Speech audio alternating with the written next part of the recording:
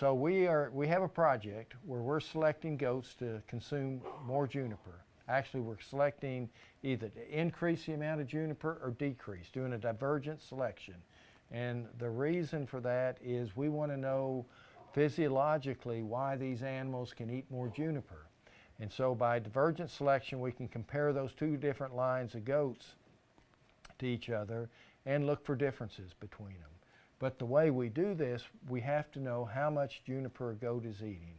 So we did a number of feeding trials where we fed juniper and various different roughages that we ground up, a ground diet. So we knew exactly how much juniper was in the diet. We collected fecal samples, we collected spectra off those samples, and then we calibrated for that, and we can predict the percentage juniper in the diet.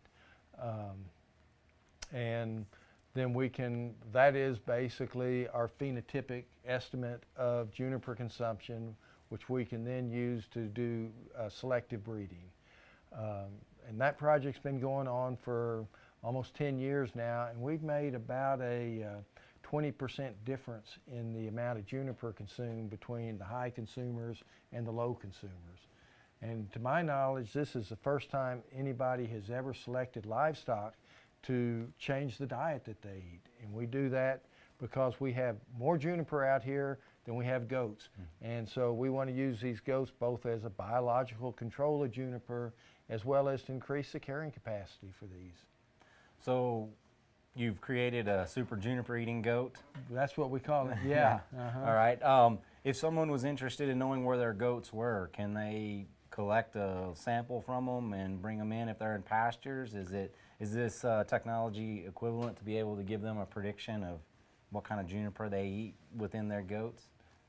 So within a flock of goats, if you wanted to select individuals that were high, yes, you could do that. You can't really make comparisons across flocks, but within a flock, you could select the high goats. You know, if you wanted to increase consumption of juniper in your goats, you could do that. So would that tell you which ones were higher than others, or would it be able to give you a relative prediction of the amount of juniper that they're consuming? It does give you a kind of a relative prediction, but it's more for in-flock comparison. You know, these are the top 10% and these are the bottom 10% type thing. Okay. So it's my understanding that the average meat goat will eat 20%.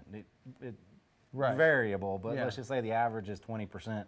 So the high line of super juniper eating goats would eat how much? They're eating in the neighborhood of over 40%, yeah. So you've almost doubled the amount of intake of juniper for an animal.